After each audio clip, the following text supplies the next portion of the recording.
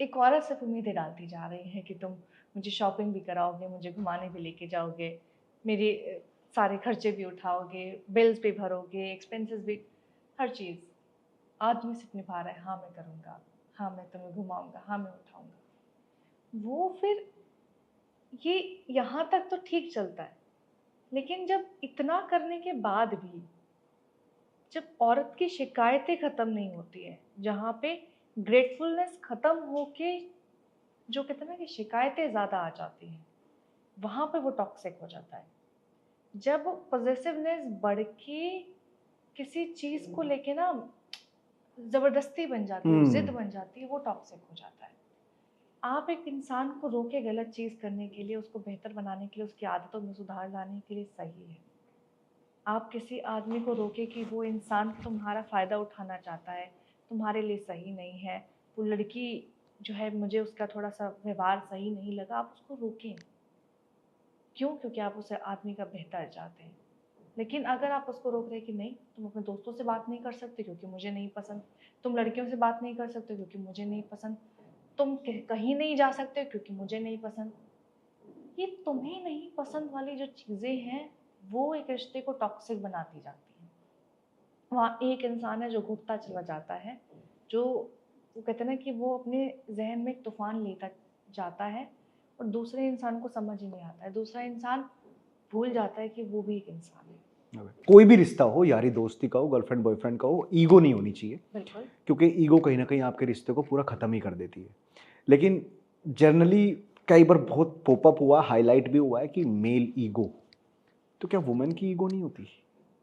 यार women's ego exist करती है, बट एक रिश्ते में ईगो की ज़रूरत क्या है? आप मुझे एक बात बताएँ, ईगो क्या है कि मैं नहीं, जनरली होता क्या ना कि मैं मेंस हूं, मेरी तो ईगो आ गई। अब वो ये नहीं देख रहा है कि उसके सामने कौन है। वो उन्हें गलत है। उन्हीं उन्हीं मेंस के लिए मैं बोलना चाह रहा हूं कि भाई वुमेन की भी तो ईगो है। बिल्कुल है, लेकिन आप एक बात बताएँ ना, यहाँ तो फिर आदमी गलत हुआ। वहाँ पे वो उस रिश्ते में वो इंसान गलत है।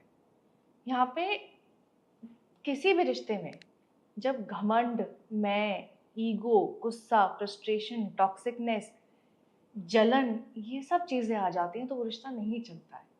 चाहे फिर वो वुमेन्स की तरफ से ईगो दिखाई जाए, चाहे वो आदमियों की तरफ से ईगो दिखाया जाए, आप कहीं से भी पहल करेंगे, वो रिश्ता खराब होना ही है। मेल ईगो ना, मेल आदमियों में एक वो कहते हैं ठसक रहती ही है। आदमी बने ही ऐसे हैं। लेकिन अगर आदमी सिर्फ मैं तो आदमी हूँ, मैं ये सब नहीं देख सकता हूँ, वो करेगा तो यार औरत तो जाएगी ना। देखो, औरत किसी की जागीर तो है नहीं। हम्म। तो आपको किसी इंसान को उस रिश्ते में प्रॉपर्टी ना समझ के इंसान समझा जाएगा तो वो रिश्ता चल जाएगा। Then there is no place for any kind of male ego और अ वुमेन ईगो। एक रिश्ते में ईगो की तो जरूरत ही नहीं है, जगह ही नहीं है। क्या मर्द की इनकम से ही घर चलाया जा सकता है? नहीं, आदमी ने क्या ठेका ले रखा है जिंदगी भर कमाने का? हम्म। औरत कमा के लाए, आदमी कमा के लाए, कोई भी कमा के लाए, घर चलना चाहिए। जब इंसान की सोच ये होगी ना कि वो रिश्ता जो है वो कोई भी सोर्स ऑफ इनकम बने, वो रिश्ता चलना चाहिए, घर में राशन आना चाहिए, घर की बढ़ोतरी होनी चाहिए, घर की ग्रोथ होनी चाहिए, वो रिश्ता चल जाएगा। लेकिन अगर घर चलाने के लिए देखा जाए कि नहीं, आदमी कमा के लाएगा, मैं क्यों कमाऊँ, मैं तो औरत हूँ, वो क्या बिल्कुल काम नहीं करेगा, मैंने किस लिए शादी की थी। एग्जैक्टली इस पॉडकास्ट का जो पॉइंट ऑफ व्यू है ना, जो भी आपने वर्ड यूज किया था ना, growth as a couple, couple के लिए या गर्लफ्रेंड बॉयफ्रेंड कुछ भी, ये ग्रोथ के लिए ही पॉडकास्ट है। बिल्कुल। अब वो ग्रोथ आपके करियर में भी हो सकती है, वो ग्रोथ आपके प्यार में भी हो सकती है, वो ग्रोथ आपके फाइनेंशियल में भी हो सकती है, आपके घर में भी हो सकती है, परिवार में भी हो सकती है। अब लोग बाग इसको अनोदर वे में सोचेंगे कि नहीं, ये तो भाई मर्दों की बातें हो रही है, मर्दों को बेकार बताया जाता है, ये तो औरतों की बातें हो रही है, ये औरतों को गलत बताया जा रहा है। तो मुझे लगता है कहीं ना कहीं मेंटालिटी जो लोगों की हो गई है ना, तो भाई ओवरऑल ग्रोथ की बात हो रही है। एग्जैक्टली। बाकी आप सोशल मीडिया पे क्या देख रहे हो आज की डेट में? देखो, सोशल मीडिया पे ना मुझे सिर्फ दो चीज़ें दिखती हैं। एक तो ये होता है कि इंसान अपने आप को ना बहुत ज़्यादा दिखाना चाहता है। वो अंदर से खोखला हो चुका है। वो अपनी एक ज़िंदगी ना हम लोग एक वो कहते हैं ना कि एक फैंटेसी लाइफ दिखाने में लगे पड़े हैं कि हम बहुत खुश हैं, हम बहुत परफेक्ट हैं।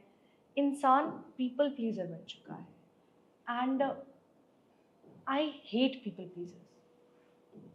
वो इंसान जो दूसरों को खुश करने के लिए, दूसरों को खुश करना एक चल होता है कि रिश्ते संभालने के लिए खुश करना, लेकिन वो होता है ना कि किसी इंसान के सिर्फ गुड बुक्स में आने के लिए आप अपनी कमर को झुकाए जा रहे हो, झुकाए जा रहे हो। इसको हम चाटना कहते हैं। मुझे चाटू लोग थोड़े कम पसंद हैं।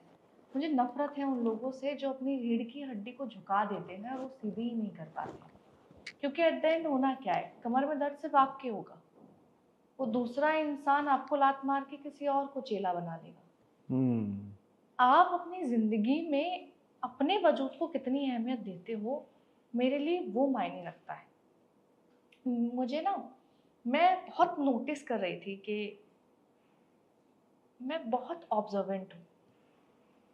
अगर आपको ये लगता है कि मैं कुछ नहीं बोल रही हूँ और मैं बहुत शांत हूँ, तो हाँ, मैं शांत हूँ, क्योंकि मैं आपको जवाब देना ज़रूरी नहीं समझती। मैं ऑब्ज़र्व कर रही हूँ।